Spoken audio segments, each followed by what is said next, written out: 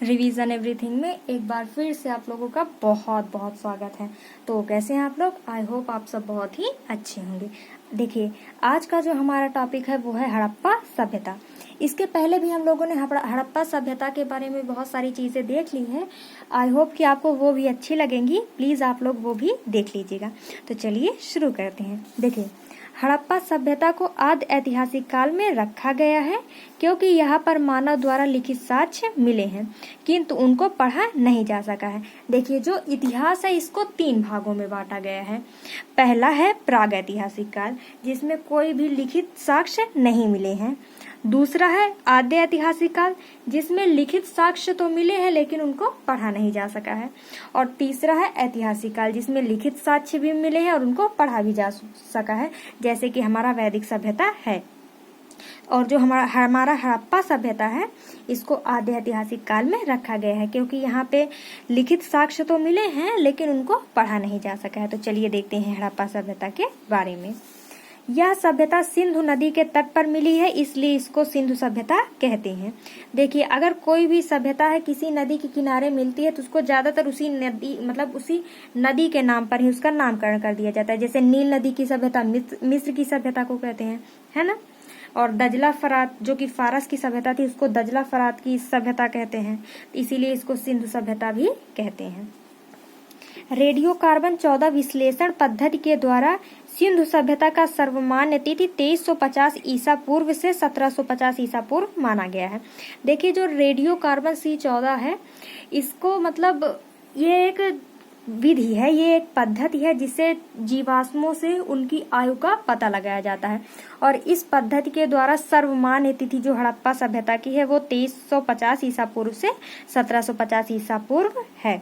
सिंधु सभ्यता की खोज राय बहादुर दयाराम राम साहनी ने ही की और ये 1921 में सबसे पहले इसकी खोज हुई थी।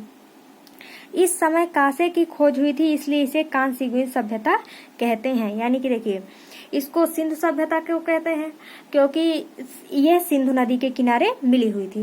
हड़प्पा सभ्यता क्यों कहते हैं? क्योंकि इसका खोजा गया पहला स्थल हड़प्पा था। और इसको कांस्ययुगीन सभ्यता भी कहते हैं क्योंकि इस समय कांसे की खोज हुई थी। अब अगला हमारा जो पॉइंट है, सिंधु सभ्यता का सर्वाधिक पूर्वी स्थल आलमगीरपुर था जो कि उत्तर प्रदेश में था। पश्चिमी हिस्सा सुत कांगेडोर था जो कि बलूचिस्तान में था। उत्तरी भाग मांदा जो कि जम्मू कश्मीर था और दक्षिणी भाग दाइमाबाद था जो कि महाराष्ट्र में स्थित है। यानी कि ये सबसे पूर्वी पश्चिमी जो भाग थे, यहाँ पे उन भागों को मेंशन किया गया है। और इनको याद रखिएगा क्योंकि ये एग्जाम से में पूछ लिया जाता है कि सबसे पूर्वी भाग कौन था, सबसे उत्तरी भाग कौन था, सबसे दक्षिणी भाग कौन था, इसलिए इन सबको आप देख लीजिएगा, है ना।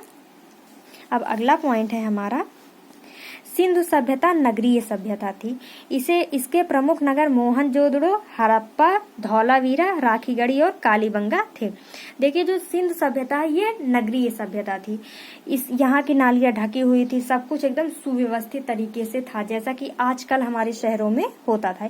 यह एक नगरीय सभ्यता थी। तो चलिए आज हम देखते हैं इनके शहरों के बारे में और वहां से क्या क्या चीजें मिली हुई हैं।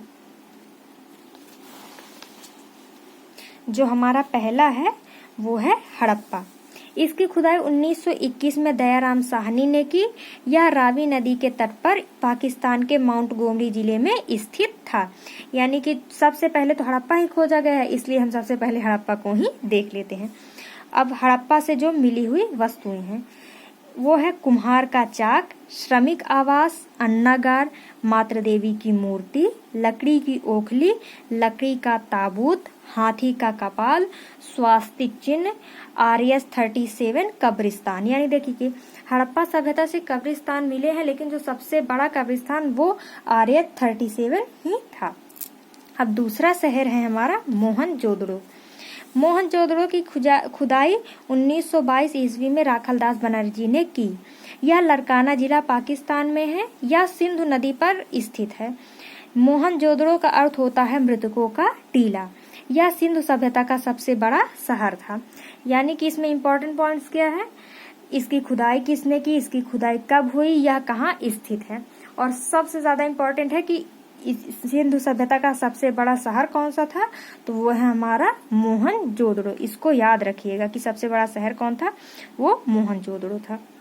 अब देख लेते हैं कि मोहनजोदड़ो से क्या क्या वस्तुएं मिली हुई हैं। देखिए, मोहनजोदड़ो से घर में कुआं, विशाल स्नानागार, अन्नागार, पुरोहित आवास, सूती वस्त्र, सभागार और कांसे के नर्तकी की मूर्ति मिली हुई है। और ये जो कांसे की नर्तकी की मूर्ति है, ये तो बहुत ही ज्यादा जरूरी है क्योंकि ये बहुत ही पूछा जाता है। एक और इम्पोर्टेंट नोट है, सिंधु घाटी सभ्यता का सबसे बड़ा भवन मोहनजोदड़ो का अन्नागार था। अगर आपसे पूछा जाए कि सबसे बड़ा शहर कौन सा था, तो वो मोहनजोदड़ो, और सबसे बड़ा भवन या सबसे बड़ा इमारत पूछा जाए तो वो मोहनजोदड़ो का अन्नागार था। अब अगला शहर देखते हैं। अगला शहर है हमारा लोथल।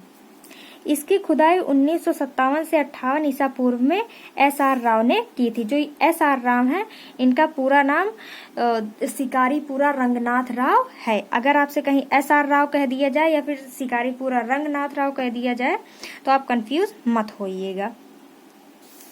यह भोगवा नदी पर स्थित है। यह गुजरात में स्थित है, यानी कि ये जो लोथल था यह किस नदी पर स्थित था? यह भोगवा नदी पे। और यह वर्तमान में कहाँ है? तो ये गुजरात में स्थित था। लोथल से मिली हुई वस्तुएं देख लेते हैं। लोथल से मिला है बंदरगाह, फारस की मुहर, युगल समाधान, मनके बनाने के कारखाने और चावल के दाने। देखिए, बंदरगाह का अर्थ होता है कि जहाँ पे सी पोर्ट होता है, मतलब कि जहाँ पे विदेशी वस्तुएं उतारी जाती हैं या फिर विदेश में जाया जाता है। और चावल के दाने, अगर आपसे पूछा जाए कि सर्वप्रथम चावल के दानों के साक्ष्य कहाँ से मिले हैं हड़प्पा सभ्यता में, तो वो लोथल से मिले हुए हैं। अब चन्हूदड़ो देख लेते हैं, हमारा अगला शहर। इसकी खुदाई 1931 ईस्वी में गोपाल मजूमदार ने की। यह पाकिस्तान में सिंधु नदी के तट पर स्थित था।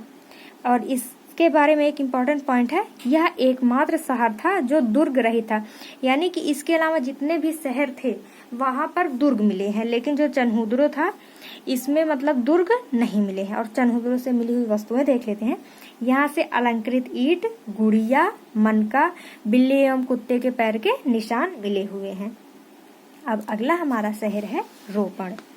यह पंजाब में सतलज नदी के किनारे स्थित है। इसकी खुदाई यज्ञदत्त शर्मा ने 1953 ईस्वी में की थी। अब अगला शहर है हमारा कालीबंगा। यह राजस्थान में सरस्वती नदी के किनारे स्थित था। इसकी खुदाई बी.के. थापड़ एवं बी.बी. लाल ने 1953 ईस्वी में की थी।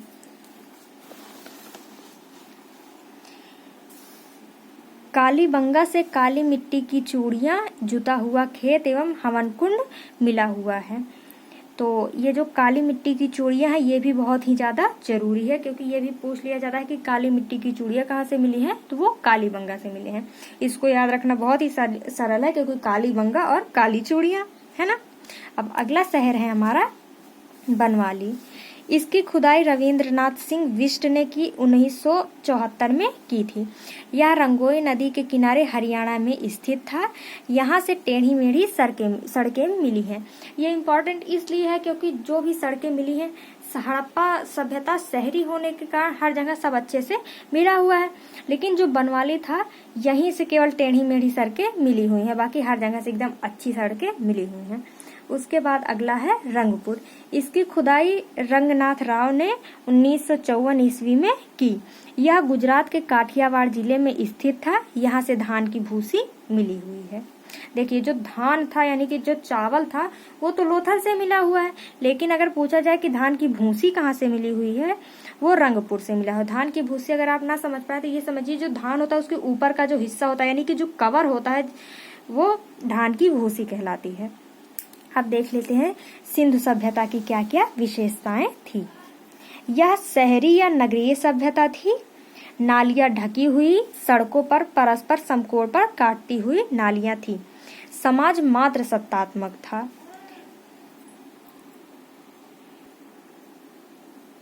देखिए, जो हमारा वैदिक सभ्यता था वो पितृ सत्तात्मक था, लेकिन जो सिंधु सभ्यता थी यह मात्र सत्तात्मक थी। लिपि भाव चित्रात्मक थी जो कि दाएं से बाईं ओर लिखी जाती थी, किंतु इसे अभी तक पढ़ा नहीं जा सका है। देखिए जो हमारा हिंदी और इंग्लिश जैसी चीज है इनको बाएं से दाईं ओर लिखी जाती है। जैसे यहाँ पे देख लीजिए इधर से, यानी ये हमारा बायां हिस्सा हो गया, इधर से इधर ओर लिखा गया है, यानी कि बाएं से दाईं ओर। लेकिन जो सिंधु सभ्यता की लिपि थी वो बाएं से दाईं ओर लिखी जाती थी, यानी इस ओर लिखी जाती थी। यहाँ पर कृषि एवं व्यापार दोनों हुआ करता था, यानी कि ये केवल व्यापार पर ही या फिर केवल कृषि पर ही आधारित नहीं थे या निर्भर नहीं थे, बल्कि यहाँ पे दोनों चीजें हुआ करती थी। इनके मोहरों पर एक श्रृंगी पशु का चित्र मिला हुआ है। ये लोग युद्ध से परिचित नहीं थे, यानी कि अगर आपसे पूछा जाए कि क्या सिंधु घाटी के लोग युद्ध से परिचित थे, तो ये लोग युद्ध से परिचित नहीं थे। इस समय कांसे की खोज हुई थी, तो ये तो आप लोगों को पता ही है कि इस समय कांसे की खोज हुई थी, इसीलिए इसको कांस्ययुगीन सभ्यता कहते हैं। अगला है मंदिर के साक्ष्य नहीं मिले हैं। देखिए यहाँ पे मातृ देवी की पूजा होती थी, हवन भी होता था, लेकिन मंदिर का कोई भी साक्ष्य नहीं मिला हुआ है। अगला है सिंधु सभ्यता का विनाश का कारण बाढ़ को माना जाता है। देखिए बहुत सारे लोगों का अलग अलग मत है, लेकिन जो सबसे ठोस सबसे मान्य है वो यही है कि सिंधु सभ्यता का विनाश बाढ़ के कारण हुआ था। तो आई होप कि आपको सिंधु सभ्यता की विशेषताएं, उनके शहरों के बारे में समझ में आ गया होगा। तो मिलते हैं नेक्स्ट वीडियो में। Thank you.